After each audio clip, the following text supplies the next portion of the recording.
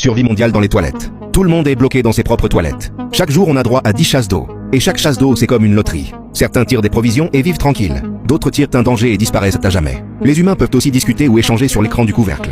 Les trucs obtenus dans les toilettes servent à améliorer le trône et la pièce. Moi, j'étais dans un resto occidental. Pour mon 18e rencard du jour. Et le temps d'aller aux toilettes. Même avec le siège sous mon cul, j'ai atterri dans la pièce devant moi. Là, l'écran devant moi s'est allumé soudain. Puis il a affiché mon nom et mon niveau. Ainsi que le chat mondial, le marché et le classement. En voyant ça, je ne me suis pas pressé de jouer. J'ai ouvert le chat mondial. C'était très animé. Certains demandaient où on était, qu'est-ce qu'on doit faire. D'autres râlaient d'avoir gagné 5 millions à la loterie juste avant d'arriver ici. Mais ce n'était pas ce que je voulais voir. Après quelques secondes d'attente, des infos utiles sont enfin apparues. Quelqu'un a appuyé sur le bouton. Il a sorti un bout de pain. Un autre a sorti un cafard mutant plus gros que sa tête. Et même un type a appuyé. Et sa photo est devenue noire juste après.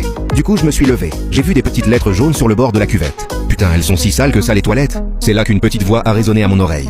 T'as vu, c'est un mec. Quelle poisse. En l'entendant, j'ai brusquement tourné la tête. Toujours rien autour. Là, la voix a retenti encore. Ne cherche pas. Dans ce coin pourri, y a pas une mouche à part nous deux? À ces mots, j'ai vu noir devant mes yeux. Cette cuvette parle en plus? Alors j'ai fait un petit signe de la main pour tester. C'est toi qui parles. La cuvette a eu tellement peur qu'elle a craché de l'eau. Oh merde, t'arrives à m'entendre? Devant ça, je n'ai pas pu m'empêcher de réfléchir. Est-ce que ce serait le fameux pouvoir magique? Même si le don de parler aux toilettes est un peu bizarre. Dans ce monde où tout le monde a son coin toilette, c'est clairement une arme ultime. En pensant à ça, je n'ai pas pu m'empêcher de lui demander. Mon frère à ta tête, t'es clairement un toilette intelligent. Tu peux me dire ce que tu sais sur ce jeu? À ces mots, la voix du toilette est devenue super fière. T'as du bon sens? Au niveau des chasses d'eau, je suis un pro. Avant qu'on appuie sur chaque chasse, je peux savoir à l'avance ce qu'il y a dans le réservoir. Cette phrase m'a fait briller les yeux. Autrement dit, je joue avec les réponses sous les yeux. Du coup, j'ai trop hâte de lui demander.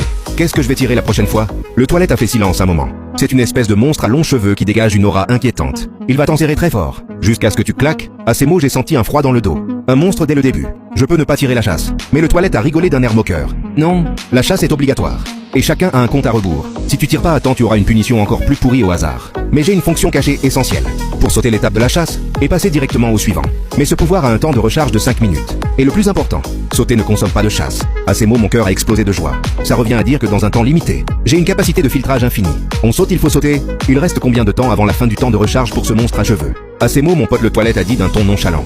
Pourquoi tu stresses? Il reste 3 minutes? Soudain, la voix du système a coupé son discours. Ajout d'une règle complémentaire. Les toilettes peuvent être améliorées. À vous de découvrir comment. Au même moment, mon interface perso a aussi changé. Un module d'objet lié à l'âme est apparu sur le panneau. Il affiche le niveau et les compétences du toilette. En voyant ça, j'ai tout compris sur le coup. Il suffit de discuter avec le toilette pour voir directement la réponse. Et là, il reste quelques dizaines de secondes avant de pouvoir sauter. Je fixe le compte à rebours. Mon pote, prépare-toi, on va commencer à rafraîchir. Avec une petite vibration du toilette, le monstre à cheveux sur le point de sortir s'est dissipé en fumée. Là, la voix du toilette est devenue soudain paniquée. Mon gars, le prochain, c'est un monstre mental encore plus vicieux. Il va te jeter du papier toilette usagé, tout en poussant des rires moqueurs aigus, pour te faire tourner la tête. À ces mots, j'ai décidé de sauter dès la fin du temps de recharge. Les minutes qui ont suivi ont été une exploration qui défie l'imagination humaine. J'ai enchaîné des trucs qui font glisser les pieds, un pot de savon qui te fait tomber dans la cuvette, et une brosse de toilette mutante qui nettoie en profondeur ton corps, ainsi qu'un truc sans effet secondaire pour moi, mais qui dégoûte un vomi. Mais heureusement, le rafraîchissement suivant est arrivé. Coffre cadeau débutant. C'est un colis avec un nœud papillon. Il contient 4 objets, un siège de toilette et 500 ml d'eau pure, un petit pain noir et un parchemin. Et mon regard était complètement captivé par le siège. La voix du toilette était tellement excitée qu'elle a craqué. Vite, installe-le-moi. J'ai trop hâte de sentir cette chaleur. Au moment où je l'ai installé, une douce lueur a jailli du toilette, illuminant soudain la petite pièce. Là, une série de notifications système a retenti dans ma tête. Passage au niveau 2 réussi. Chasse de base quotidienne augmentée à 20. J'ai tout de suite ouvert mon panneau d'infos. Le toilette était devenu un modèle en céramique propre. Et il avait en plus une compétence d'inspection, qui permet de voir les infos de base de la plupart des objets au toucher. Et ce qui m'a encore plus surpris, mes chasses sont passées à 20, soit le double des autres. Ensuite, j'ai regardé les 3 autres objets. D'abord le parchemin jauni. Je ne m'attendais pas à ce que ce soit un plan de coffre de rangement. J'étais ravi. Je cherchais justement un endroit où ranger mes affaires. Vraiment, l'oreiller arrive quand on a sommeil. Mais il me manque encore des matériaux. 10 unités de bois et 2 unités de fibre végétale. Heureusement, j'ai utilisé seulement 5 chasses pour obtenir le bois et la fibre végétale. Alors j'ai fabriqué un coffre de rangement simple, avec une lumière éclatante. Une caisse en bois est tombée par terre. Je me suis approché et je l'ai ouverte. Il y avait 10 emplacements vides. Assez pour tout ce que j'ai pour l'instant. Alors j'ai mis le reste de l'eau et du pain, ainsi que les 3 unités de fibre végétale en trop. L'espace est tout de suite devenu plus propre et plus ordonné. C'est à ce moment qu'un message dans le chat mondial a attiré mon attention. Moi je donne un plan d'agrandissement de sol d'1 mètre carré, contre 2 pains et 2 bouteilles d'eau. Plan authentique, si je mange je crève toute ma famille. En voyant ça, mes pupilles se sont dilatées. Là je peux même pas me retourner dans mon espace. Si je pouvais gagner 1 mètre carré de plus, non seulement ma zone d'action serait beaucoup plus grande, mais ça m'aiderait pour la suite. Sauf que j'ai juste un petit pain noir et une demi-bouteille d'eau. Loin de ce qu'il demande, alors j'ai tout de suite donné l'ordre. Mon pote, mission urgente. À partir de maintenant, on laisse tomber tous les matériaux. On cherche seulement à manger et à boire. Vite, vite. J'ai peur que quelqu'un d'autre prenne le plan. Le toilette a senti l'urgence de la situation. Il a aussitôt activé son pouvoir à fond. Peu de temps après, il a trouvé une bouteille de coca et de pain blanc, ainsi qu'une saucisse grillée. Je n'ai plus hésité. J'ai lancé une demande d'échange direct. La seconde d'après l'échange a marché. J'ai soufflé un grand coup de soulagement. En même temps, l'autre personne m'a envoyé un message privé. Merci mon frère. Je te dois une fière chandelle. Après avoir fermé la discussion, j'ai posé mon regard sur ce plan. Pour agrandir le territoire, il faut du bois et de la pierre. Alors j'ai recommencé à jouer. Début plutôt cool. Il me manque 4 pierres et 10 morceaux de bois pour compléter les matériaux de fabrication. J'ai rangé la bouffe dans le coffre. Et j'ai lancé un petit compliment. Pas mal du tout. Mon pote continue comme ça. La voix du toilette est devenue tout de suite fière. Bah ouais, même si je suis qu'un toilette. Sentir ces trucs, c'est mon point fort. Ça s'appelle le résidu du système. Grâce à cette sensation, je peux calculer le taux d'apparition d'objets du même type. C'est pas absolument juste, mais ça donne une idée. Alors le toilette a suivi cette règle, et a encore trouvé 5 pierres. Là j'avais déjà dépassé mon objectif de bouffe. Ensuite j'ai demandé aux toilettes de chercher surtout du bois. Après avoir utilisé ma 8e chasse, 15 unités de bois ont rempli la cuvette. Une fois tous les matériaux réunis, j'ai commencé la fabrication. J'ai réussi à passer mon territoire d'1 à 2 mètres carrés. C'est à ce moment-là, une annonce mondiale a retenti 3 fois de suite. Félicitations au joueur Liane pour avoir réussi la toute première extension de territoire. En tant que premier pionnier, récompense un coffre de pionnier. Cette phrase comme une bombe sous-marine a fait exploser le chat mondial. C'est quoi l'extension de territoire? Nos toilettes peuvent s'agrandir? C'est quoi ce coffre de pionnier et cette réputation? Il y a des récompenses cachées dans ce jeu. En voyant ça, j'ai vite ouvert le classement du confort. Effectivement, mon nom était tout en haut de la première place.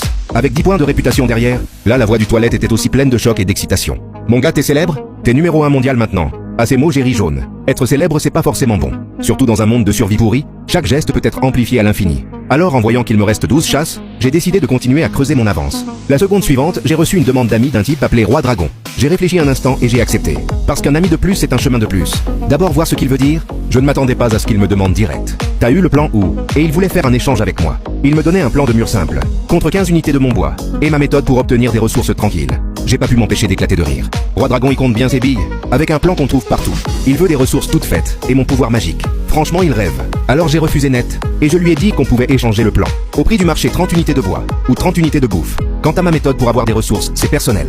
Et Roi Dragon, après avoir vu mon message, m'a carrément envoyé un message menaçant. Mon chauffage me coûte 12 000 € par an. Mon voisin du dessous n'allume jamais le sien. Pourtant il garde ses fenêtres grandes ouvertes, et chez lui il fait doux comme au printemps. Je me suis demandé pourquoi pendant 6 mois. C'est quand le gardien est venu faire une vérification que j'ai compris. Toute la chaleur s'infiltrait depuis mon plancher jusque chez lui. Il a profité de mon chauffage gratos pendant 3 ans. Pour le nouvel an chinois, je retourne chez mes parents pour 2 semaines. Avant de partir, j'éteins complètement le chauffage au sol. Le lendemain, il envoie une dizaine de messages dans le groupe des résidents. Pour m'insulter et dire que je suis un sale type. Que chez lui il fait froid comme dans une chambre froide à cause de moi. En dessous, il y a une ribambelle de messages vocaux. Je fronce les sourcils et j'écoute le premier. Le son en haut-parleur est strident comme un poinçon. Il transperce d'un coup le bruit de la télé dans le salon. Oncle Lin, sale gamin, sort de là et vient me voir. En plein nouvel an, tu coupes le chauffage. C'est quoi ton problème? Tu le fais exprès pour nous pourrir la vie, c'est ça? Ma main tremble. Mon portable manque de tomber par terre. Juste après le deuxième message vocal. Puis le troisième, il n'en a clairement rien à faire. Des centaines de voisins regardent dans le groupe. Espèce d'enfoiré sans cœur. T'as vraiment un cœur de pierre. Chez moi, les vieux et les enfants sont malades à cause du froid. T'as vraiment pas de cœur. C'est ta chaleur qui descend toute seule chez nous. On n'y peut rien, nous. Si t'es si fort, fais en sorte que ton plancher ne laisse pas passer la chaleur. Arrête de faire le mort. Oncle Lin, réponds-moi. Une douzaine de messages vocaux. Chacun rempli d'insultes à vomir. Et d'accusations qui retournent la vérité. Ce ton aigu et agressif. Comme une brosse sale, qui gratte et frotte dans mon crâne. Ça me soulève le cœur physiquement. Je peux imaginer sa tête à cet instant. Les poings sur les hanches. La bave qui vole. Son visage arborant cette expression. Aigri comme si le monde entier lui devait tout. Le sang me monte d'un coup à la tête. La colère est comme un fer brûlant. Qui me fait trembler du bout des doigts. Je l'ai chauffé gratos pendant 3 ans. Sans jamais lui demander un centime. Et là je coupe juste ma propre vanne. Et je deviens un criminel impardonnable. Pourquoi? Des voisins qu'elle a mentionnés essaient d'arranger les choses. Bon Lily, calme-toi un peu. C'est le nouvel an, ne te fâche pas comme ça. Il y a peut-être un malentendu, non. Xiaoshen du déçu n'est pas ce genre de personne. Li Xiumei retourne immédiatement ses canons contre eux. Malentendu, il le fait exprès. Il nous voit bien au chaud chez nous en hiver. Ça le rend jaloux. Ces jeunes d'aujourd'hui, ils ont un cœur plus petit qu'une tête d'épingle. Quelqu'un d'autre intervient. On dirait un membre de son petit groupe. Bon, un bon voisin vaut mieux qu'un parent éloigné. Ça coûte quoi de laisser ton voisin avoir un peu chaud? Fallait vraiment en arriver là. Xiaoshen manque vraiment de cœur. En plein nouvel an, pourquoi faire ça? En voyant ces mensonges retournés comme une crêpe, je suis glacé de rage. Qu'est-ce que ça veut dire? Laisse ton voisin avoir un peu chaud. Je paye de ma poche, pourquoi je devrais offrir ça gratuitement? Je prends une grande inspiration. Je fais redescendre la colère qui monte. Je commence à taper dans la barre de messages. Je vais lui répondre. Je vais leur balancer le rapport du gardien à la figure. Mais mes doigts tremblent tellement de rage. Je tape, j'efface, je retape. Je n'arrive pas à trouver une phrase assez solide. Et c'est là qu'un nouveau message apparaît, envoyé par Monsieur Wang du 302. Il habite juste à côté de chez Li Xiumei.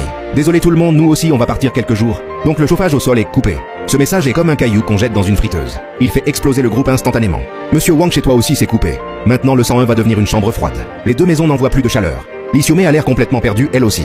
Ces messages vocaux qui partaient comme une mitrailleuse s'arrêtent quelques secondes. Puis ça repart de plus belle. Cette fois, elle insulte même Monsieur Wang. Lao Wang, c'est quoi ton problème? T'es de mèche avec lui, c'est ça? Vous vous êtes tous ligués pour embêter une pauvre vieille femme? En voyant son hystérie sur l'écran, mon esprit embrouillé se calme au contraire. J'efface toutes les phrases pleines de colère dans la barre de messages. Je ne dois pas répondre maintenant. Je la laisse faire son numéro toute seule sur scène. Je veux voir jusqu'où cette bourreau peut aller.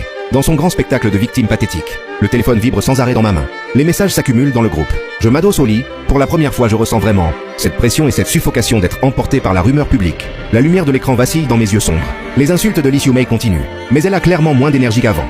Ça sonne plus comme du bluff pour cacher sa peur. L'intervention de Monsieur Wang a cassé son rythme. Je coupe le haut-parleur. Je laisse les messages vocaux s'entasser en silence dans le téléphone.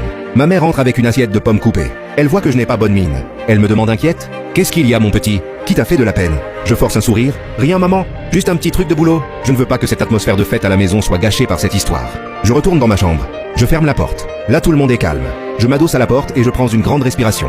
Je fais redescendre petit à petit la rage et l'amertume qui me submergent. La colère ne résout rien. Elle ferait de moi une furie comme elle qui a perdu toute raison. Ce que je veux, ce n'est pas lui répondre. C'est la faire taire. Et lui faire payer ses actes? Je rouvre le groupe des résidents. Les doigts calmes et stables. Je tape sur l'écran.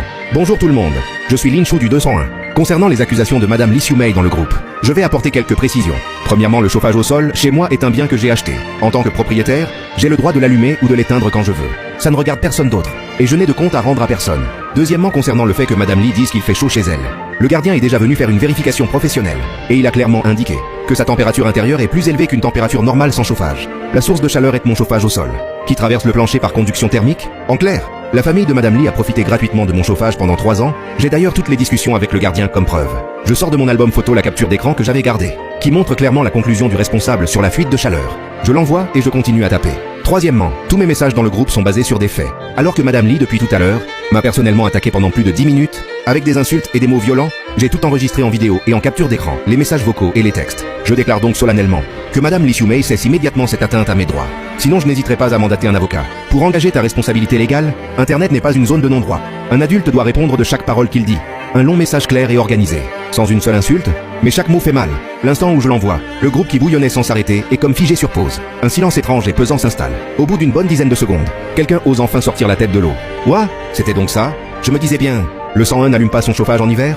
J'ai vu leur gamin en t-shirt. En fait, il profitait de la chaleur d'en haut. 3 ans à profiter, et après il insulte les gens. C'est un peu trop quand même. La rumeur publique fait un virage à 180 degrés face aux preuves. L'icône de Lee Siu-mei clignote plusieurs fois. Elle a visiblement vu ma réponse. Elle n'envoie plus de message vocal. Elle tape une ligne de texte, pleine de cette rage de quelqu'un qui est mort de honte. T'as l'air d'un jeune homme bien, mais t'as un cœur d'une méchanceté. Je t'ai dit que j'avais des vieux et des enfants chez moi. Tu veux nous pousser à mourir, c'est ça? Le grand classique du je fais pitié. Du chantage affectif bien connu. J'ai pas le temps de répondre.